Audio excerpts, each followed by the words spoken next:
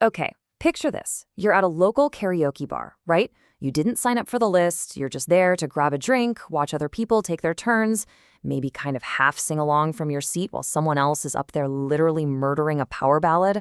It's fun, it's completely low stakes, and you are just a happy spectator. But then, the host calls your name.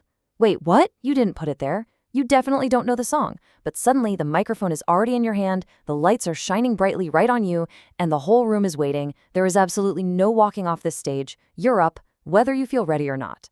Well, welcome to this explainer. We're going to talk about how that sheer absolute shock is exactly what it feels like to inherit a property. I mean, just think about that transition for a second. One day, you're a son, a daughter, a grandchild. You're comfortably sitting in the audience of someone else's life. And then, a parent or grandparent passes away. Somewhere, hidden between the heavy grief, the funeral arrangements, and the endless phone calls, a set of house keys is just dropped right into your hand. Boom. You are a property owner now. You are expected to perform, but nobody actually handed you any sheet music. So what you're experiencing right now actually has an exact name. You, my friend, are an accidental landlord. Nobody tapped you on the shoulder and asked, hey, are you emotionally or financially ready to take on this massive, unexpected role? You didn't set out to become a real estate investor with some grand master plan. Life just kind of handed this whole shebang to you. And while inheritance is definitely the most common path here, people also end up on this stage because of, a divorce, a sudden job relocation they just couldn't turn down, or maybe a house that just refuses to sell in a really slow market. Look, if this is you, I just want to validate exactly how overwhelming this feels right now. It's a lot. But here is a reality check that should actually bring you some immediate comfort.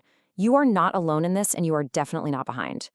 When we say the word landlord, we usually tend to picture this massive corporate empire, right? Or someone running a gigantic apartment building. But the average US landlord is actually just a regular person who owns somewhere between 1 and 5 units. Actually, most of the time, it's just one. The vast majority of them didn't plan for this either. They learned as they went, navigating the exact same uncharted waters you're facing right now. But we really have to acknowledge the reality of how this whole thing usually starts. Grief doesn't pause for paperwork, and paperwork, it certainly doesn't wait for grief. Within days or maybe weeks of a property transferring to your name, you aren't just dealing with the heavy loss of a loved one. A massive, totally uninvited stack of questions drops right into your lap all at once. Honestly, it feels like the entire karaoke song list was just thrown at your head while you're still trying to catch your breath. And man, the overwhelm sets in immediately because those questions just come rapid fire. First up, what bills are due and when? The really hard truth here is that the massive machinery of homeownership doesn't just stop because the deed changed hands. Suddenly, you have to figure out property taxes, homeowners insurance, utility bills. You've got to figure out whose name is actually on the water bill from 1998. And on top of all that, there's potentially a remaining mortgage that still needs to be paid every single month. But wait, there is a serious hidden danger here too. You have to ask, are there outstanding or back taxes on this property? This is one of the most common and frankly, the most dangerous surprises for a new owner. Unpaid property taxes don't just sit there doing nothing. They can quietly accrue severe financial penalties, and in some cases, they can even lead to a tax lien being placed on the house long before you would ever even think to check.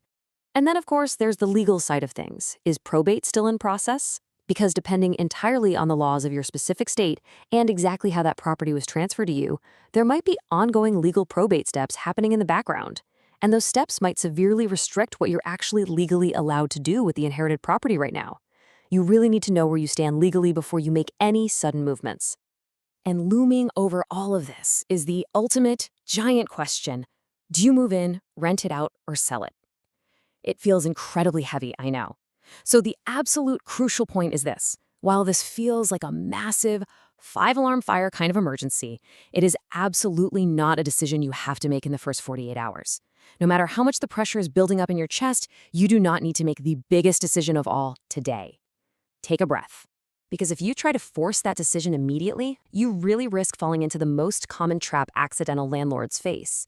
And it's not that they're incapable, it's that they lose all their momentum because they're exhausted, they're grieving, and they're trying to invent property management from absolute zero. They try to figure it all out totally alone, as if they have to write the song from scratch under those bright stage lights, rather than just singing a song that has already been written. So please, let this next fact be a massive sigh of relief for you. These are solved problems. Seriously, the frantic vendor calls, the complex tax questions, the endless utility bills, the who do I even hire to fix this leak moments, These have all been solved by thousands of other people who stood on the exact same stage, holding the exact same microphone you're holding today. There are systems for this. You literally do not need to reinvent the wheel. Okay, let's move on to Section 1, the triage framework, your first 3 moves this week. All right, take another deliberate breath here. We are shifting right out of the overwhelm and into a calm, clinical checklist. If you take absolutely nothing else away from this explainer, you absolutely must execute these 3 highly focused steps before doing anything else with the property. By narrowing your focus down to just these 3 things, you basically turn an impossible mountain into a small, totally manageable hurdle. So, step 1, confirm the tax status. You need to contact your county assessor or treasurer's office right away. Find out exactly if anything is currently owed and whether any deadlines are fast approaching. Checking the tax status with the county is the single most common thing that gets missed in all the chaos of an inheritance, and it is easily the most costly mistake you can make. So get this answered immediately, for real. Now, step 2 is all about protection. You need to get insurance in place immediately. Even if the house is sitting entirely vacant while you figure things out, an uninsured or unmonitored property is a massive liability sitting quietly in the background. Do not let this vital asset sit exposed to the elements, vandalism, or freak accidents while you're busy sorting out those bigger life decisions. Protect it today. It's absolutely crucial. And finally, step 3, don't rush the big decision. Stabilize the property first. You have to account for those utilities, get those taxes confirmed, and ensure that your insurance is active. By handling those immediate structural needs, you're actually giving yourself the mental breathing room required to later sit down, think clearly, and decide whether it makes the most sense for your actual life to move in, rent it out, or sell it. Now, let's just say you take that breathing room and eventually decide that renting the property out is the right move for you. This right here is the exact fork in the road where things either get wonderfully organized or completely, utterly chaotic. Contrast the sheer stress of tracking vendors, trying to remember who to call for what, and staying on top of maintenance from scratch under pressure against the immense peace of mind that comes from just dropping a pre-existing, organized system right into place. It's night and day. Remember earlier when we talked about not writing the song from scratch? Well, there is already sheet music out there, designed exactly for this phase of the journey. For instance, the source text for this explainer highlights a really great resource called the Small Landlord Maintenance and Vendor Kit. It basically provides the exact pre-built system you need to seamlessly track vendors and handle maintenance proactively. It stops small, annoying issues before they spiral into incredibly expensive repairs. It's all about working smarter, not harder, right? Which brings us right back to our karaoke stage. You didn't ask to be handed the mic, you didn't ask for the bright lights, the pressure, or the property. But you can still walk off that stage having done a genuinely solid, impressive job. You don't have to invent the music, you just have to confidently sing it. So my question to you is, now that you know you just need to find the right sheet music, what's the very first step you're going to take today to own your performance?